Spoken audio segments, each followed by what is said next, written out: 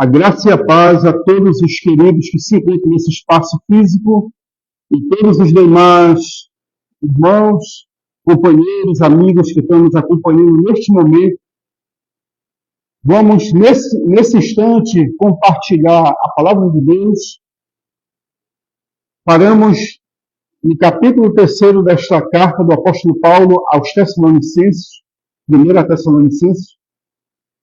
E quem acompanhou as exposições anteriores, o capítulo 1 é uma coisa magnífica, da exposição que o apóstolo Paulo fala a respeito de como o evangelho chegou aos Tessalonicenses.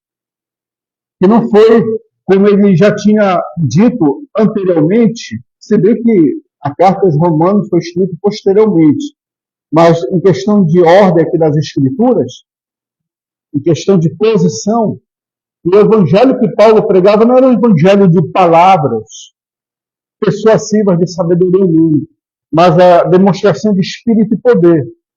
Isso no capítulo 1 de 1 Tessalonicenses, ele nos dá novamente esse parecer, que o evangelho que ele pregava não era um evangelho de palavras humanas, mas o evangelho de poder. E, além disso, do capítulo 2, o apóstolo Paulo ele fala que para que esse evangelho pudesse chegar aos Tessalonicenses, a população de Tessalônica foi através de muita tribulação, muita perseguição, muita penúria, muito sofrimento.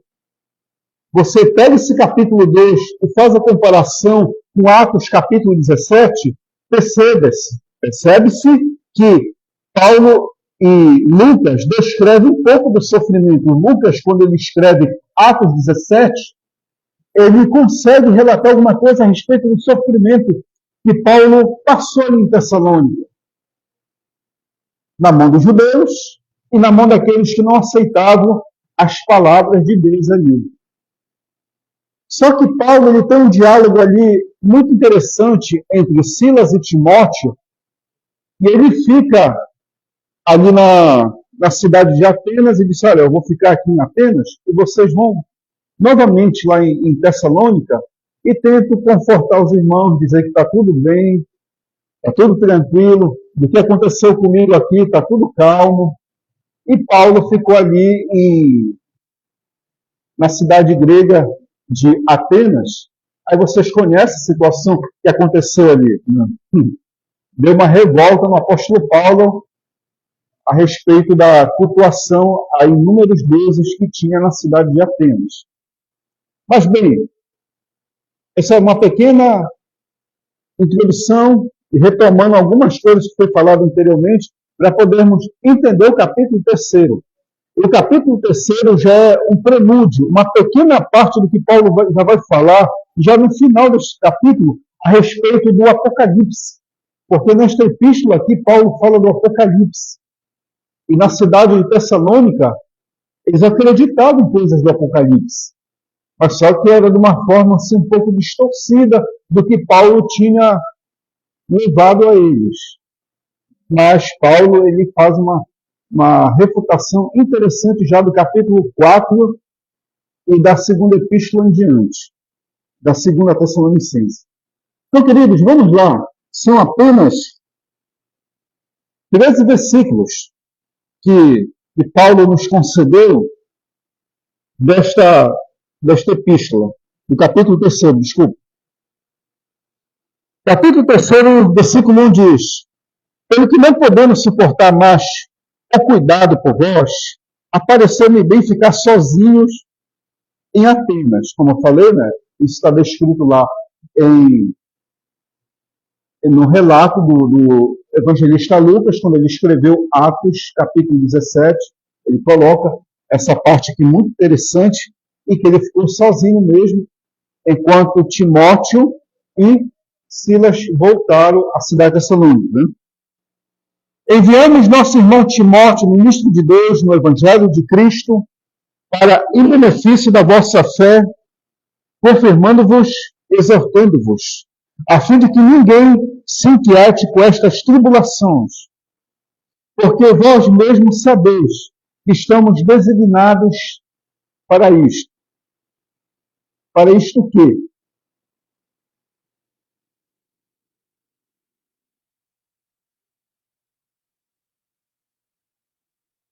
Para isto o quê?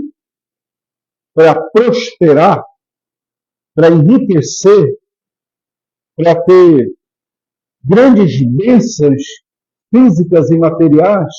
Não. Paulo está dizendo aqui, estas tribulações, porque Deus ele te chama para carregar a cruz como Jesus carregou. Deus ele te chama para o evangelho de sofrimento. Por que o evangelho é sofrimento?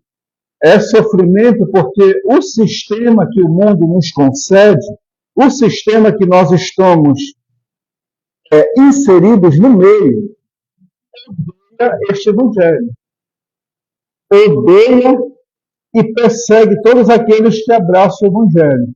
E se você abraçou o evangelho que é Jesus, esteja bem ciente, consciente, com todo o conhecimento, que você vai ser perseguido. O próprio Jesus disse, se perseguiram o dono da casa, o que vão fazer com os mordomos? Nós somos apenas mordomos de apresentar o evangelho ao mundo. E quando você faz isso, não se preocupe que você vai ser perseguido por fazer a vontade de Deus. Qual é a vontade de Deus? Falar o evangelho. Então todos nós devemos saber que estamos designados para quê? Para isto. Para pregar o evangelho e sofrer pelo evangelho. Versículo 4. Pois, quando ainda estávamos convosco, predizemos que íamos ser afligidos, porque de fato aconteceu e do vosso conhecimento. Paulo disse, olha, eu estou com vocês aqui, mas já vou deixar vocês cientes que ao falar tudo isso para vocês do evangelho, eu vou sofrer. Eu vou ser perseguido e depois, posteriormente, vocês passarão pela mesma situação. É incrível que a gente pega aqui essas palavras de Paulo e percebemos, queridos, que tem algo assim que está totalmente diferente do que é anunciado agora. Venha para Jesus que você vai ter saúde, prosperidade, cura, libertação. É verdade isso? Pura verdade. Pura verdade. Mas o que Deus te promete de imediato que é isso? É ter uma mansão, é ter uma casa cheia de pertences, é ter um grande emprego? Não. O que Deus quer, primeiramente, é perdoar teus pecados. Ele perdoar teus pecados, te salvar, e já é o suficiente para quem? Para você, para Deus e principalmente para você. Só para a questão de ilustração, eu já falei aqui, mas eu vou comentar novamente. Aí nesses cultos que tem aí de bênçãos, né? Eu não sou contra, só estou falando aqui uma coisa que aconteceu, que é cômico, mas é interessante. Irmão, conte a sua bênção. Não, só para ilustração. Irmão, conte a sua bênção. Só, pastor, graças a Deus, eu recebi minha bênção, vendi muitas coisas na minha empresa. Oh, glória a Deus, aleluia. Irmão, conte a sua bênção. Oh, Jesus me deu uma boa casa, cheia de pertences, com um carro, tudo. Aí veio uma senhora bem idosa, né? Disse, irmã, conte a sua bênção. Oh, Jesus, oh, irmão, Jesus perdoa meus pecados, graças a Deus, Jesus perdoa meus pecados. Oh, irmã, graças a Deus, glória a Deus. Agora conte a bênção. Não era bênção ter perdoado os pecados da senhorita? Então ele não estava considerando que os perdão dos pecados era bênção. Bênção era ela ganhar uma casa e ter uma conta cheia de dinheiro. Né? Então, o apóstolo Paulo está nos dando um indicativo que você abraçou Jesus, o sistema vem contra você. Entendeu? É igual hoje, só uma ilustração também. Hoje, se você quiser ser fiel à questão política, o sistema que é oposto a você virá para querer lhe destruir e acabar. É mais ou menos assim. Se você quiser ser fiel ao Senhor Jesus, o sistema virá contra você. Versículo 5, queridos, diz: por isso que já não me sendo possível continuar esperando, mandei indagar o estado da vossa fé, temendo que o tentador vos provasse e se tornasse inútil o nosso labor. A preocupação do apóstolo Paulo. A preocupação do apóstolo Paulo, que o tentador nada mais é do que aquele que nós falamos na última, de Satanás. O que é o Satanás? Satanás é todo aquele que se opõe a Deus, ou às coisas de Deus. Eu posso, porque a palavra Satanás significa opositor. Eu posso me tornar um Satanás? Posso. Se eu vejo alguém oferecendo um sacrifício melhor a Deus, eu sinto inveja daquilo e começo a me impor, eu estou sendo um Satanás. Então foi o que aconteceu na época do apóstolo Paulo. Paulo estava oferecendo o melhor para Deus e muitos estavam se levantando contra a obra que ele estava fazendo. E Paulo, preocupado com essa situação, que os tessalonicenses poderiam sofrer a mesma coisa. E ele, poxa, se eu sofrer, eles vão sofrer, então estou preocupado. Claro, você vai ficar preocupado com aqueles que servem a Deus por passar por momentos difíceis na sua vida. Você há de ficar preocupado, porque se você passou, ele vai passar. E se ele passar, ele vai precisar de apoio. Então, vou orar, vou perguntar, vou questionar. Interessante a preocupação. E Paulo tinha isso. O líder que não tem preocupação em relação à vida espiritual dos seus liderados, tem que questionar para ver se ele é líder mesmo. Tem que questionar se ele foi chamado mesmo por Deus. Ou se ele deixou o dom de lado.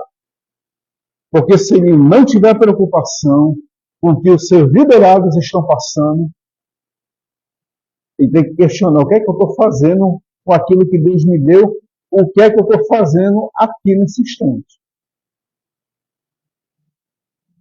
Versículo 6 diz: agora, porém, com o regresso de Timóteo, vindo do vosso meio, trazendo-nos boas notícias da vossa fé, do vosso amor, e ainda de que sempre guardais gratas lembranças de nós, desejamos muito ver-vos, como, aliás, também nós, a vós outros. Queridos, no mundo clássico, antigo, que os apóstolos, eles conseguiram, não, eles viviam, havia essa preocupação do escritor e do destinatário e do emissor. Essa preocupação. O emissário mandava, mas ele havia uma preocupação com o que os seus leitores tinham. É por isso que havia a leitura de muitas histórias, a chamada tradição oral, que até hoje é preservada em partes aqui da Amazônia, digamos, nos interiores, principalmente nas partes indígenas, é preservada a questão da história oral. Porque a história oral, o pai ou a mãe contando para os seus filhos, envolve toda uma questão psicológica, de sentimento, de imaginação, tudo tal. Envolve todo o sentimento daquele que está lendo e daquele que está ouvindo. Então, no mundo clássico, era assim, e continua sendo em algumas partes. Envolve toda uma questão de sentimento. E Paulo se preocupava, ele tinha sentimento. E os seus leitores também tinham esse sentimento. E havia essa correspondência. A gente percebe isso para quem tem contato com a literatura de Cícero, que era um pouco antes de Paulo. Ele fazia muito os seus escritos. Quem estuda direito conhece um pouco Cícero. Ele tinha essa preocupação com quem estava lendo aquilo que ele estava escrevendo. Então, no mundo clássico era assim.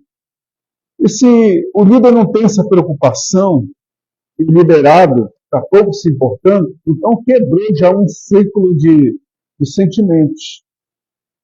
Pode ser prejudicado? Pode.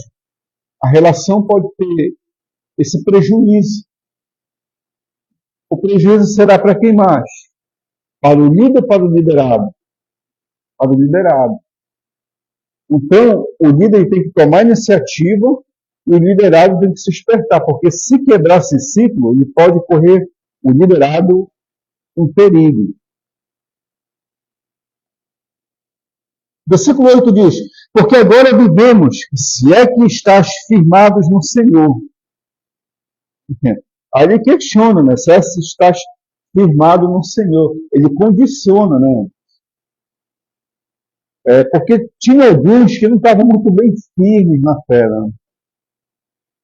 Versículo 9 diz: porque ações de graça podemos tributar a Deus no tocante a vós outros, por toda a alegria com que nós regozijamos por vossa causa diante do nosso Deus. Que alegria o pai e a mãe têm quando os filhos crescem na graça, no conhecimento, na sabedoria. É uma alegria que a gente não sabe descrever. Então, essa mesma alegria deve dar para o líder. O líder ele tem que olhar e ver que seus liderados estão interessados no estudo, na palavra, na pregação, no louvor, se dedicam mesmo. Ele deve olhar aquilo não com frieza, não com insensibilidade, mas com alegria no coração, porque aquelas pessoas estão crescendo na graça e no conhecimento. Quando se tem esse regozijo na alma do líder. Né? Versículo 10. Orando noite e dia com o máximo empenho para vos ver pessoalmente e reparar as deficiências da vossa fé. Aqui ele já faz uma pergunta. Né? Eu fazendo as orações noite e dia, eu vou ver pessoalmente as deficiências da vossa fé? Não. Não vai ver. Sabe por que não vai ver? Porque se você está orando noite e dia pelas pessoas, no capítulo 2 ele diz, no capítulo 2 ele fala uma coisa interessante, que ele orava pelos Tessalonicenses para que eles fossem perfeitos. E se você ora pelas pessoas da sua liderança, consequentemente eles serão o quê? Serão perfeitos. Serão perfeitos. Então, essa pergunta que ele faz é uma pergunta ilógica, não é uma pergunta para você refletir e pensar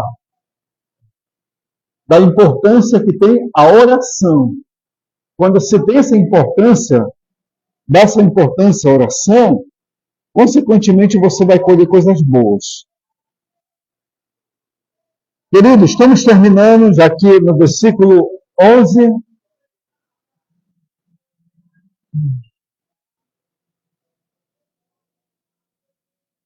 Versículo 11. Fique à vontade. Ora, o nosso mesmo Deus e Pai e Jesus, nosso Senhor, dirige-nos a caminho até vós. Quer dizer, ele está pedindo as condições para que o Deus Pai e de nosso Senhor Jesus Cristo dirija-nos até vós. Porque ele colocou Deus Pai e Jesus Cristo, nosso Senhor. Porque, queridos, é de suma importância ver aqui o Pai envolve o sentimento. E o Senhor envolve o domínio. Um domínio com sentimento até vós. Dominar a situação de interceder por vocês noite e dia, como o Senhor Jesus fazia, de interceder noite e dia. É interessante, queridos, as palavras que Paulo coloca aqui não é jogado em vão. Estou sentindo de colocar. Não é isso. Ele sabia muito bem o que estava escrevendo. Olha aqui. Nosso Senhor Jesus. O Senhor Jesus, ele dominava a sua vida de oração e intercessão em relação aos santos.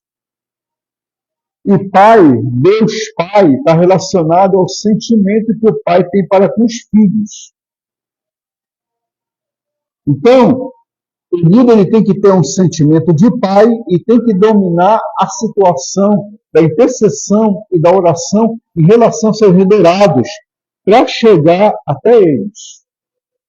Então, ele tem que estar numa atitude de domínio e com sentimento de pai.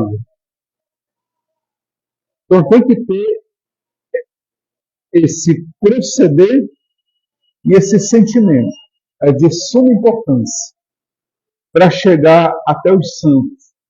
Porque os santos percebem, queridos. As pessoas que estão na sua liderança percebem quando você tem sentimento, sim ou não, pela causa, pela sua vida, pela sua situação. Eles percebem, não adianta enganar, que ninguém consegue enganar em relação a isso, né? Versículo 11. E o Senhor vos faça crescer e aumentar no amor um para com os outros e para com todos, como também nós para convosco. É o 12, desculpa. É o 12. O amor, o que é o amor? O amor é um sentimento. É um sentimento de atitude. E esse sentimento de atitude para com vocês, continue conosco para convosco, e vós para conosco, e vocês para com todos. Se não tiver esse sentimento, não vai prosperar. Você quer ver uma relação acabar? É quando não tem sentimento de um para com o outro. Não tem mais esse respeito, essa reverência. Sabe o que é reverência? Reverência é uma demonstração de sentimento de total respeito. Do homem para com a mulher e a mulher para com o homem. Ou vice-versa, ou principalmente na relação de amigos. Quando se perde isso, aquela relação não se torna mais de amizade, mas assim de coleguismo. Não tem mais a amizade, mas assim coleguismo, é só colega. Porque perdeu aquela coisa de reverência, de admiração. Você quer ver um sentimento de admiração? Quando você recebe um elogio, você sente aquele sentimento de admiração que a pessoa tem para com aquilo que você fez com ela. Você sente algo e você se sente bem. Entendeu? Quando a relação não tem mais esse sentimento de elogio, que é um sentimento de reverência, que não deixa de ser, aquela relação pode estar fadada ao fracasso. E Paulo está justamente tocando nisso, porque ele coloca aqui, sabe o quê? Nesse versículo 12, em grego é o ágape. O ágape é o amor superior a todos os amores. Você pode ter um amor pelo seu animalzinho, você pode ter um amor para com um colega, você pode ter um amor para com o vizinho, mas o que rege todos esses amores é o amor superior que é o ágape. Se você tem esse amor, as pessoas vão sentir o Senhor em você. É muito interessante. É bem próximo o amor que o pai tem para com os filhos e a mãe tem para com os filhos. É bem próximo. E o último versículo, queridos. O último versículo diz, versículo 13. Aqui é interessante que Paulo já entra na parte escatológica. Né? A fim de que seja o vosso coração confirmado em santidade e isento de culpa, na presença de nosso Deus e Pai, na vinda de nosso Senhor Jesus, com todos os santos. Não com alguns, mas com todos os santos. Tá? Só aqui esse versículo é fantástico, maravilhoso. Ele coloca 4 situações que já dá introdução ao Apocalipse. Para quem nos acompanhou na exposição do Apocalipse em 2000, né, foi o período da pandemia, apesar de muita gente estar com máscara escondido nas casas, mas eu achei muito interessante assim, a questão dos amados gostarem de participar, e aqui ficava um pouco cheio para querer aprender sobre o Apocalipse. O pentecostal gosta disso, né? O pentecostal gosta das coisas finais do que vai acontecer assim, em relação ao mundo. Né? Bem, aqui ele diz, a fim que seja o vosso coração confirmado em santidade. Se você tem amor, consequentemente, você tem a santidade. Quem não tem amor, não tem santidade.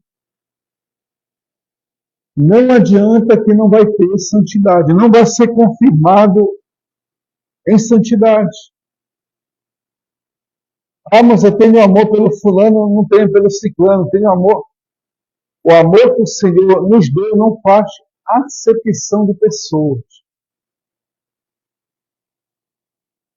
Isso aqui ele está falando principalmente os da família da fé, que Tiago fala.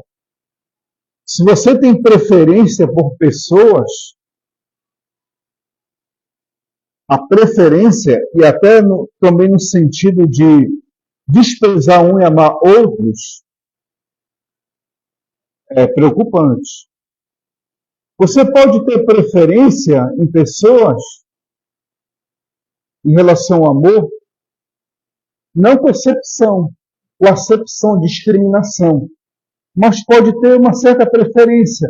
Digamos, uma pessoa sempre positiva, que você convida para evangelizar, convida para visitar, convida para fazer qualquer coisa, e aquela que não gosta de fazer, qual é a sua preferência? Aquela que gosta de fazer, aquela que não gosta. Automaticamente você vai preferir aquela que gosta. E aquela que não gosta, você vai evitar. Entendeu? Então Deus via isso em Caim e Abel, via. Caim ofereceu um sacrifício chula a Deus, enquanto que Abel ofereceu o melhor sacrifício. Qual era o que Deus preferia? O de Caim ou de Abel? Deus preferia o sacrifício de Abel e desprezava o sacrifício de Caim. É o que acontece. É o que acontece. Então, quando nós oferecemos isso para Deus, é confirmado em santidade, isento de culpa, na presença de nosso Deus e Pai. Bem, queridos, aqui encerra aqui uma questão. Essa parte final que diz, na vinda de nosso Senhor com todos os santos. Então, quem tem o amor, consequentemente, tem a santidade. E quem tem a santidade, consequentemente, será apresentado juntamente com Deus na sua vida. Aqui ele pega Zacarias capítulo 14, versículo 5, que diz que virá os santos juntamente com o Senhor, nas suas miriades, com suas miriades. Então, queridos, o que Paulo está dizendo aqui é o seguinte: se vocês, Tessalonicenses, viverem amor, Consequentemente, vocês serão confirmados em santidade na presença do Senhor. E quando vocês partirem, vocês vão de voltar com todos os santos. Com todos os santos. Na presença de todos os homens. Tem os homens que te perseguem, os homens que te desprezam, os homens que te procuram tirar a vida, vocês vão se apresentar juntamente com o Senhor na presença deles. Aí cumprir-se-á o Salmo 23 que diz: coloco uma mesa na presença dos meus inimigos e o cálice o transborde. É o que vai acontecer. Pode acontecer em algumas situações eventuais agora, nesse momento, Deus faz isso. E futuramente é inevitável, vai acontecer. Futuramente é inevitável. Vai acontecer. O arrebatamento, ressurreição dos mortos, todos se encontrarão com o Senhor, e aqueles que o perseguiram verão o que Deus fez na vida de todos aqueles que servem a Ele. Em amor, de gostar das coisas do Senhor, confirmados na presença do Senhor, porque ninguém engana, o Senhor sabe quem é dele e quem não é. Ele sabe aquele quem tem amor por ele e quem não tem, ninguém consegue enganar ele. E essa pessoa vai ser levada pelo Senhor na presença dos seus inimigos e vai ser colocado uma mesa e o cálice vai transbordar ali, na presença de todos os inimigos. É isso. Então, queridos, essa é a nossa pequena exposição. Vamos ver nesse pequeno espaço se algum amado irmão ou irmã tem alguma pergunta a fazer. Se caso tiver, fique à vontade. Em nome do Senhor. E tem gente aí que hoje entrou em contato comigo e se interessa muito pelas perguntas e respostas.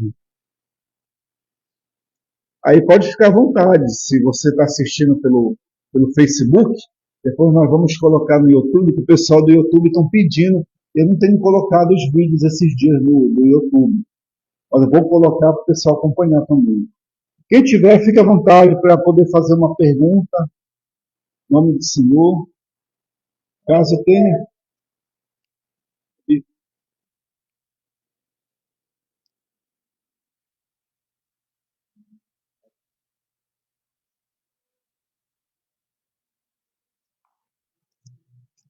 Eu quero fazer um elogio à minha igreja Assembleia de Deus, né, em Belém do Pará. A nossa igreja, a minha admiração é essa atitude deles em distribuir tarefas dentro de missões. Eu vejo que isso foi muito importante para a nossa igreja, porque ela delega autoridade, né? Isso traz um compromisso para os líderes, quando eles assumem determinada missão. Então, eles vão trabalhar de uma maneira específica para com os seus liderados. E eu vejo o quanto isso tem trazido muita prosperidade para a nossa igreja, não em termos não só de responsabilidade, mas como tem alicerçado o quesito de amizade, de companheirismo. Eu acho isso muito importante na nossa igreja. Eu vejo que é um sistema que está dando muito certo, porque tira da costa do pastor. Não é que toda a responsabilidade seja tirada, mas é compartilhada, porque eu vejo que nós estamos sendo treinados como líderes de cada missão para que a obra do Senhor seja expandida cada vez mais. Isso é muito importante para qualquer igreja que está em crescimento, porque eu vejo que a obra do Senhor tem crescido muito, avançado com relação a anunciar a palavra de Deus por esse fato, né? Nós, particularmente, nós temos grandes líderes aqui nesse templo, pessoas que têm se esforçado para fazer a obra, e nós temos visto a prosperidade desses trabalhos e da maneira que tem feito essa delegação de autoridade.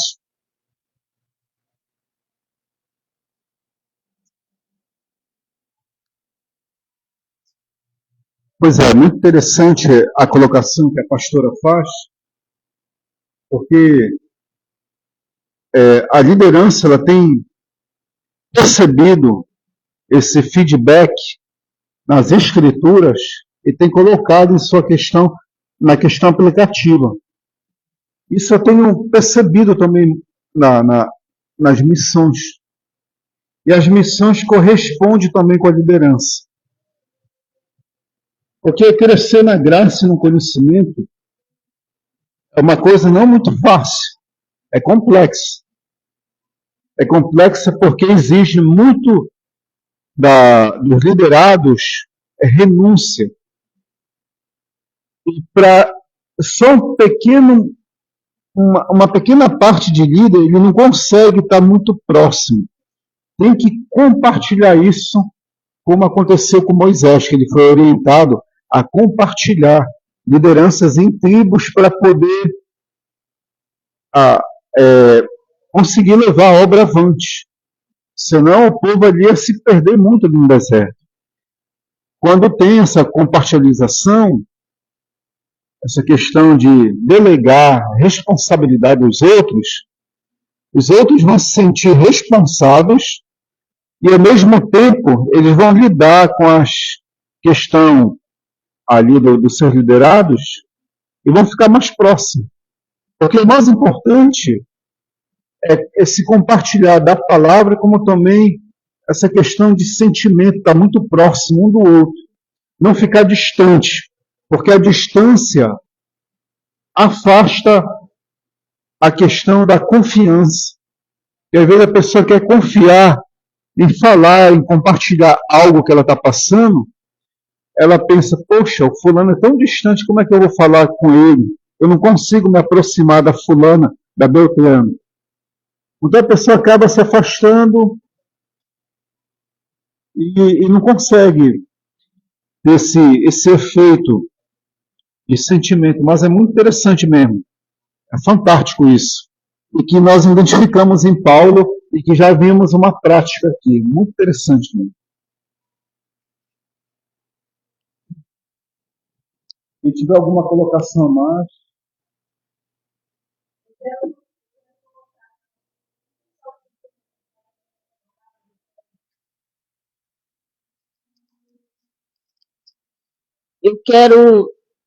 Eu fiquei muito maravilhada com essa palavra que o senhor falou aí com relação ao sentimento de atitude. Porque quando o senhor falou assim, o que é o amor? Né? O que é o amor? E eu aprendi em alguns livros que eu leio, algumas experiências que eu já tive, que o amor não é um sentimento, ele é uma atitude. Aí eu fiquei esperando, né, qual seria o seu conceito. Aí o senhor complementou, o amor é um sentimento de atitude. E é verdade, eu fiquei maravilhada com esse conceito. Aí depois o senhor falou de sentimento de admiração, aí vai, né? Isso é muito importante a gente ter esse conceito aí. Até anotei aqui na minha anotação aqui. Isso é muito importante, né, na época que nós estamos vivendo, esse tipo de sentimento, de atitude, porque muitos de nós, às vezes, nós falamos assim, ou nós vamos fazer algum comentário acerca de alguma situação, nós expressamos vamos dizer assim, um sentimento de amor por aquela situação, mas nós não agimos em favor daquela situação, né? E eu recebendo agora uma mensagem que eu vou compartilhar com a igreja do Senhor, que a irmã Maria de Jesus acabou de se mudar hoje à tarde para a casa dela. Então, a irmã falando, né, agradecendo à igreja Família Bom Jardim 3 pela grande ajuda que deu a ela em todo esse processo que ela passou. E eu disse, olha, a vitória dela é a vitória da Família Bom Jardim 3, porque nós vimos, através de todo esse processo, a união da igreja aqui em favor de tudo isso que aconteceu. Né? Então, é um sentimento de quê? De atitudes, né? É um amor com atitude, né? E eu louvo a Deus porque esse lugar que realmente ele tem trazido, tem despertado em nós. Eu vejo que isso está muito na mão de cada liderança, despertar nos seus liderados esses sentimentos, né, de trazer para eles isso, a necessidade de amar os nossos irmãos, mas agir em favor de alguma necessidade. E eu louvo a Deus por toda a minha família Bom Jardim. O dia que eu sair daqui, eu vou sentir muita saudade desse povo.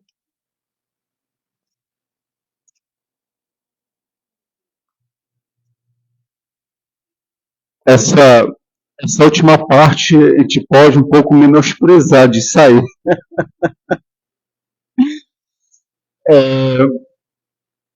Quando eu falo sentimento de atitude, é porque a palavra amor, que é ágape no grego, para quem conhece a história do ágape, que é a relação dos deuses, o ágape só tinha sentido ali entre os deuses, o deus ágape só tinha sentido se ele agisse. Se ele não tivesse ação, ele não tinha sentido. O que é ter sentido? Sentido nada mais é do que ter uma abrangência, uma correspondência. Então, a pessoa diz, eu tenho amor, mas não tem ação, não tem sentido. Tem significado para a pessoa. Olha a diferença, significado e sentido. Anota muito bem isso, que é importante. Eu amo a minha filha. É um significado para mim. Por que é um significado? Porque é uma importância somente entre eu e ela. Só eu e ela. Isso é um significado. E um sentido estrito, somente ali. Mas um sentido abrangente, um significado abrangente é: eu amo todos vós. É um significado importante para mim e para todos vocês. Qual é o sentido disso? É a atitude que eu tenho. Se eu falar que eu só tenho amor e não tenho atitude, não tem sentido, porque eu não estou colocando em prática. Então, para quem conhece a história da palavra amor, é uma palavra grega que existia assim, entre os deuses, estava lá o ágape, mas ele só tinha sentido para os deuses e para os homens quando ele agia. Quando ele não agia, não tinha sentido para os homens e nem para os deuses. Eu tenho amor. Tem amor, tá. Mas se você não agir, não tem importância nenhuma. Não vai ter sentido para as pessoas e nem para Deus. É apenas um conceito teórico. É uma teoria. Se não tiver prática, porque o amor nada mais é do que uma teoria e ao mesmo tempo uma prática, os dois juntos. Mas ele só pode ser visto se tiver ação. E aqui, para encerrar essa parte, o que é que João disse? Vós sereis conhecidos quando amais uns aos outros. Mas como é que eu vou ser conhecido se eu só falo que eu amo fulano e não coloco em prática? Não vai ser conhecido. É a mesma coisa. O casal, a gente identifica quando o casal se ama, porque um demonstra para o outro. Quando não tem essa demonstração, as pessoas começam a dizer, mas é fria aquela relação. A gente não consegue ver respeito, reverência, não consegue ver nada disso. Sabe por quê? Porque vocês não estão vendo o amor. E a gente identifica isso no casal. Quando o casal mostra respeito, reverência um para com o outro, olha, isso é o amor.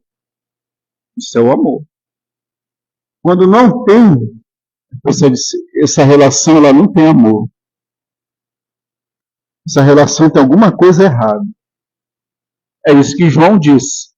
Que vós sereis conhecidos quando amais uns aos outros. Então, o que aconteceu em relação a essa amada, que recebeu esse beneplácito da parte desta congregação, jamais vai ser apagado da memória dela e dos seus entes que estão ali. Jamais. Ela se livrou de uma situação que lhe aperreava muito e nós passamos a carregar a carga dela junto com ela. Isso é o quê? É o amor. Não é palavras. É palavras Não é só palavras, é palavras e sentimento de atitude. É uma atitude. Tá?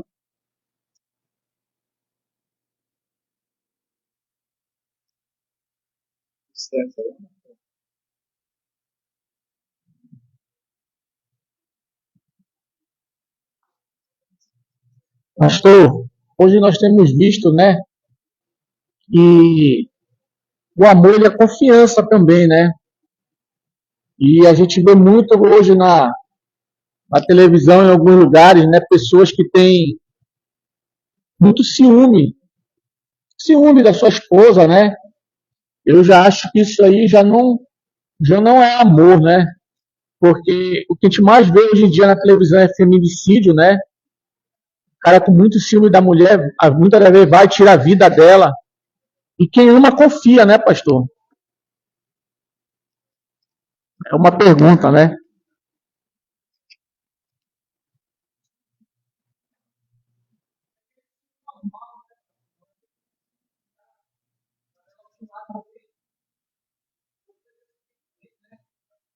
Ciúme ele é diferente de possessão. Porque no momento que você tem ciúme, o que é um ciúme? O ciúme nada mais é. O próprio Espírito Santo ele tem ciúme por nós. O ciúme é nada mais é do que uma cautela. Tem que ser cauteloso. Isso é ciúme. O cauteloso, ele é um ciumento. Ele tem um ciúme. Nós, pelo tentar explicar uma coisa complexa das atitudes humanas, acabamos misturando o que é paixão com ciúme. Paixão nesse sentido, de querer se, se apossar, possuir, e aquela pessoa não tem mais liberdade para nada. Entendeu? Então, não é amor, isso é obsessão. Uma paixão obsessiva.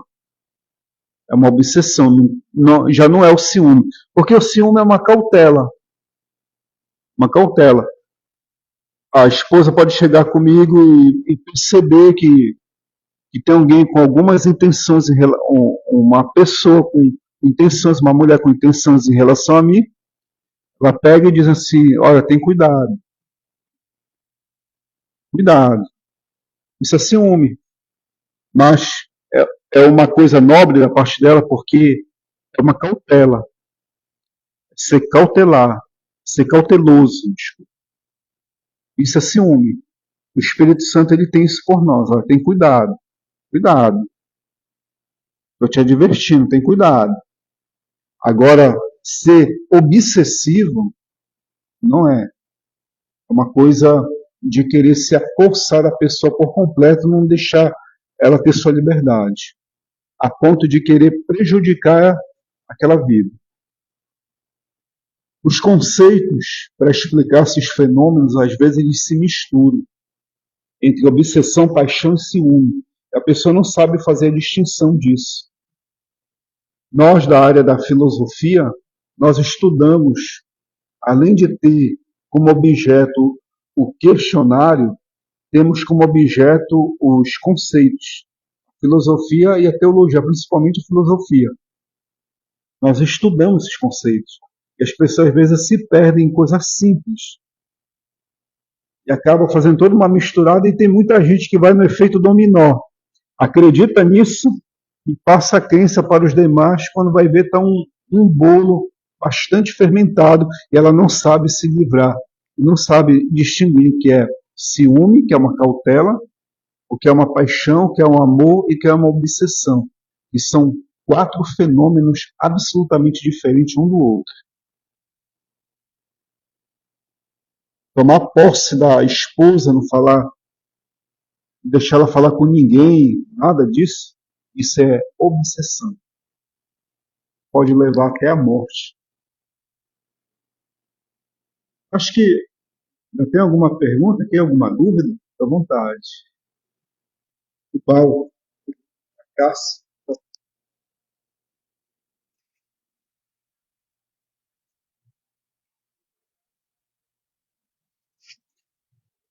Boa noite, igreja. Boa noite, pastor. Desde já, obrigado pelo ensinamento. Tá? E não é bem uma pergunta, é assim uma perplexidade, uma maravilha para mim. Estou tendo contato muito recente, né, com a palavra. E é interessante o amor de Paulo pelos Tessalonicenses. E, sobretudo, que ele se preocupa em dar manutenção disso. Então, eu pude acompanhar desde o primeiro capítulo até o terceiro, e nessa epístola ele fala muito de amor, Deus, nosso Senhor, Cristo Jesus. Então ele se preocupa muito em passar realmente o Evangelho e, sobretudo, assim, desculpa, eu fiquei maravilhado porque isso vai me servir de incentivo para que nesse caminho eu possa seguir isso também. É isso que eu senti, foi essa leitura que eu fiz.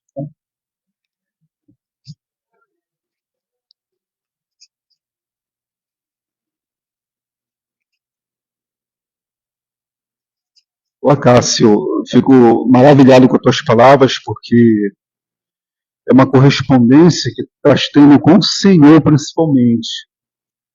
E esse amor que está sendo derramado em teu coração é o amor propriamente ágape, que está confirmando com os demais amores que Deus já colocou em teu coração. E isso que tu estás não somente presenciando, mas como sentindo, ao mesmo tempo Deus está te dando a oportunidade de praticá-lo.